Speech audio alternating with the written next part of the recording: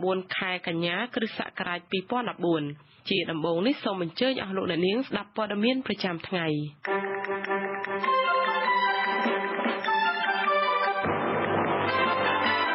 លោកហ៊ុនសែនគម្រាមបោះឆ្នោតទម្លាក់អនុប្រធានទី 1 រដ្ឋសភាតុលាការកោះហៅព្រះភិក្ខុលួនសវ៉ាតពីបទក្បត់ជាតិរួមនឹងព័ត៌មានសំខាន់ៗមួយចំនួនទៀត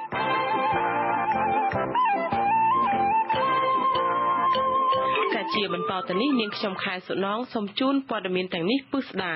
ប្រមុខដឹកនាំរដ្ឋាភិបាលកម្ពុជាគម្រាមដកតំណែងអនុប្រធានទី 1 រដ្ឋសភាលោកហ៊ុនសែនថ្លែងបែបនេះនៅព្រឹកថ្ងៃទី 9 ខែកញ្ញាក្នុងពិធីបើកការដ្ឋានសាងសង់ស្ពានអាកាសស្តុបតិចណូនៅភ្នំពេញការថ្លែងនេះជាការឆ្លើយតបទៅនឹងប្រសាសន៍របស់អនុប្រធានទី 1 រដ្ឋសភានិងជាអនុប្រធានគណៈបកប្រឆាំងលោកកឹមសុខាដែលថ្លែងទៅកាន់អ្នកគាំទ្រថានឹងប្រើប្រាស់យន្តការសភាដើម្បីដកហូតតំណែងរដ្ឋមន្ត្រីណាដែលប្រព្រឹត្តពុករលួយចាលោកវ៉ាន់វិចាមានសេចក្តីរាយការណ៍នាយករដ្ឋមន្ត្រីលោកហ៊ុនសែនប្រដូចសម្ដីរបស់អនុប្រធានទី 1 រដ្ឋសភាលោកកឹមសុខាទៅនឹងកំភ្លើងធំដែលបាញ់ផ្លោងដាក់បន្ទាយទេវតារបស់គណៈបកប្រជាជនកម្ពុជាលោកស្នើឲ្យបកប្រឆាំងផ្អាកបាញ់សិនដើម្បីតឱកាសឲ្យពលរដ្ឋដាក់បិណ្ឌនិងធ្វើបុណ្យភ្ជុំឲ្យបានស្ងប់ចិត្តប៉ុន្តែបើសិនជាបកប្រឆាំងនៅតែរឹងទទឹងនោះលោកហ៊ុនសែននឹងតបតវិញដោយមិនសំចៃដៃឡើយលោកហ៊ុនសែនមានប្រសាសន៍ថាអនុប្រធានទី 1 រដ្ឋសភាចូលកាន់តំណែងមិនទាន់បានប្រមាណផងក៏ស្រាប់តែឡើងដៃហើយបាញ់មិនឈប់លោកបន្តថាបើអនុប្រធានទី 1 រដ្ឋសភានៅតែប៉ុនប៉ងបោះឆ្នោតទម្លាក់រដ្ឋមន្ត្រីណាម្នាក់ចេញពីតំណែងនោះក្រុមអ្នកតំណាងរាស្ត្រគណៈបកប្រជាជនកម្ពុជា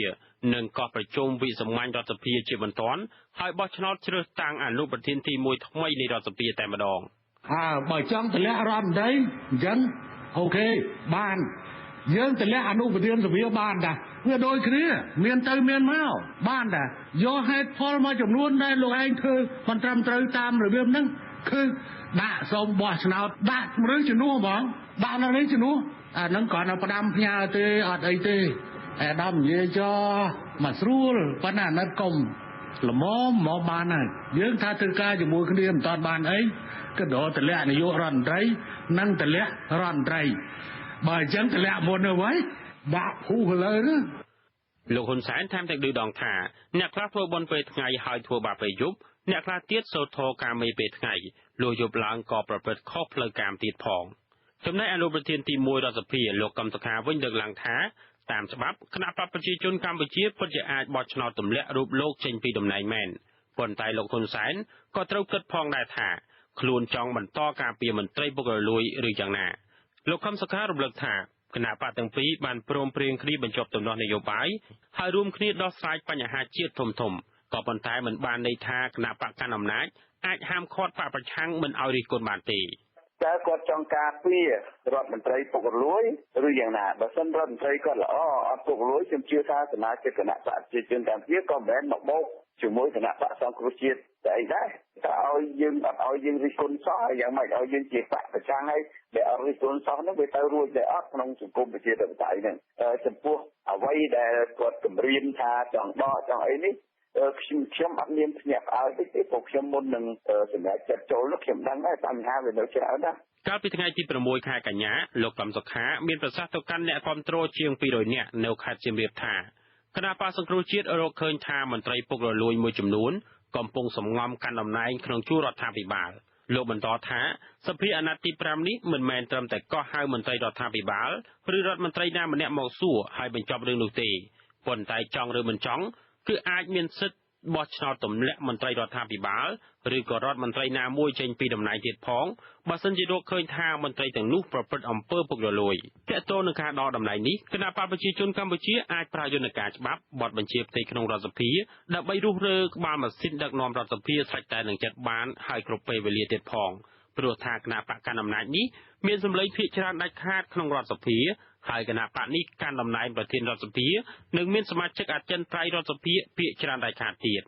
ប៉ុន្តែបើសិនជាមានការដកតំណែងអនុប្រធានទី 1 រដ្ឋសភាពីបកប្រឆាំងមែននោះបានន័យថាគណៈបកកាន់អំណាចរំលោភកិច្ចព្រមព្រៀងកាលពីថ្ងៃទី22ខែកក្កដាហើយប្រហែលជាអាចនាំឲ្យមានប្រទុះសារាយនយោបាយជាថ្មីទៀតផង អ្នកតាមដានបញ្ហានយោបាយមួយចំនួនក៏សម្គាល់ថាគណៈបកប្រជាជនកម្ពុជាធ្លាប់ប្រមានបពប្រឆាំងម្ដងរួចហើយកាលពីខែសីហាក្នុងពេលដែលបោះឆ្នោតទម្លាក់អ្នកស្រីម៉ូសូហួរនិងលោកយឹមសវណ្ណមិនឲ្យកាន់តំណែងជាប្រធានគណៈកម្មការទី8និងទី10នៃរដ្ឋសភានោះទោះជាយ៉ាងណាក៏ដោយលោកនាយករដ្ឋមន្ត្រីហ៊ុនសែនក៏ធ្លាប់សន្យាថាលោកនឹងបោសសម្អាតមន្ត្រីអាក្រក់ចេញពីជួររដ្ឋាភិបាលនិងចាត់ទុកបកប្រឆាំងជាកញ្ចក់ឆ្លុះបញ្ចាំងមន្ត្រីពុករលួយរបស់ខ្លួនខ្ញុំបានវិចារពទ្យុអាស៊ីសេរីភ្នំពេញសាលាដំបងរាជធានីភ្នំពេញបានចេញដីកាកោះហៅសកម្មជនតវ៉ាទំនាស់ដីធ្លីគឺព្រះភិក្ខុលួនសវ៉ាតឲ្យចូលបំភ្លឺនៅថ្ងៃទី18ខែកញ្ញាពាក់ព័ន្ធពីបទសង្ស័យមួយចំនួនដូចជាបទញុះញង់ឲ្យប្រព្រឹត្តបទឧក្រិដ្ឋបទក្បត់ជាតិនិងបទប្រឆាំងការបោះឆ្នោតព្រះភិក្ខុលួនសវ៉ាតមានថេរដីកានៅថ្ងៃទី9កញ្ញានេះថាខ្លឹមសារនៅក្នុងដីកាចោទប្រកាន់ព្រះអង្គនោះមានខ្លឹមសារដូចគ្នាទៅនឹងដីកាកោះហៅលោកសួនសេរីរដ្ឋាប្រធានចលនាអំណាចពលរដ្ឋខ្មែរដែលព្រះអង្គយល់ថាតុលាការបានចម្លងខ្លឹមសារដីកាសម្រាប់លោកសួនសេរីរដ្ឋានោះមកចោទប្រកាន់ព្រះអង្គវិញម្ដងតុលាការនឹងគឺអត់បានយកអ្វីដែលជាការពិតមកចោទទេផ្ទុយទៅវិញយកជាការប្រឌិតជាការមួយបង្កាច់រាល់ការចោទនេះគឺចោទទៅរឿងនយោបាយចំអត់មានចោទទៅរឿងបទល្មើសជាក់ស្ដែងពិតប្រាកដទេអញ្ចឹងស្មាលួនសវ៉ាតគឺលួនសវ៉ាតមិនមែនស្មាលួនសវ៉ាតជាសួនសេរីរដ្ឋាជាប៉ុលពតឬក៏ជាហ៊ុនសែនគឺមិនមែនទេស្មាលួនសវ៉ាតគឺលួនសវ៉ាតដូច្នេះมันអាចយកបុគ្គលផ្សេងអ្នកផ្សេងមកចោទមកយកឈ្មោះថ្មទៅប្រើទៅធ្វើឬក៏ទម្លាក់កំហុសមកលើថ្មគឺថ្មមិនទទួលបានជាដាច់ខាតទេតាក់ទងទៅនឹងបទចោទប្រកាន់នោះព្រះភិក្ខុលួនសវ៉ាតបានសន្និដ្ឋានថាប្រហែលជាព្រះអង្គបានចូលរួមចលនាតស៊ូមតិប្រឆាំងទៅនឹងការរឹបអូសយកដីធ្លីការរំលោភសិទ្ធិមនុស្សនិងតស៊ូមតិដើម្បីលទ្ធិប្រជាធិបតេយ្យកន្លងមកដែលចលនាទាំងនោះព្រះអង្គបានចូលរួមទាំងនៅក្នុងនិងក្រៅប្រទេសដើម្បីការពារផលប្រយោជន៍សង្គមទើបបានជាតុលាការចោទប្រកាន់ដូច្នេះចាលោកអ្នកនាងស្ដាប់ជាទីមេត្រីលោកកុយគួងអនុរដ្ឋលេខាធិការនិងជាអ្នកនាំពាក្យក្រសួងការបរទេសនិងសហប្រតិបត្តិការអន្តរជាតិបានឲ្យដឹងនៅថ្ងៃនេះថាស្ថានទូតកម្ពុជាប្រចាំប្រទេសម៉ាឡេស៊ីបានជួយអន្តរាគមន៍ដោះលែងពលរដ្ឋខ្មែរចំនួន7នាក់ដែលមានទោសពីបទចូលធ្វើការងារដោយខុសច្បាប់នៅប្រទេសម៉ាឡេស៊ីពលរដ្ឋខ្មែរទាំង7នាក់នោះមានបុរស3នាក់និងស្ត្រី4នាក់ហើយមានស្រុកកំណើតនៅខេត្តព្រៃវែង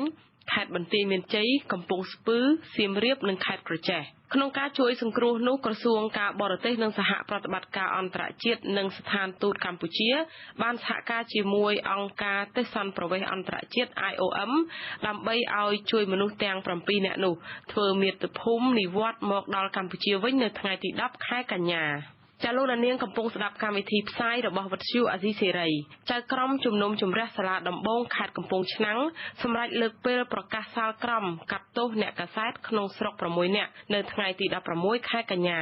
បន្ទាប់ពីបើកសវនាការសួរដេញដោលយ៉ាងចម្រូងចម្រាសជិត1ព្រឹកកាលពីព្រឹកមិញនេះ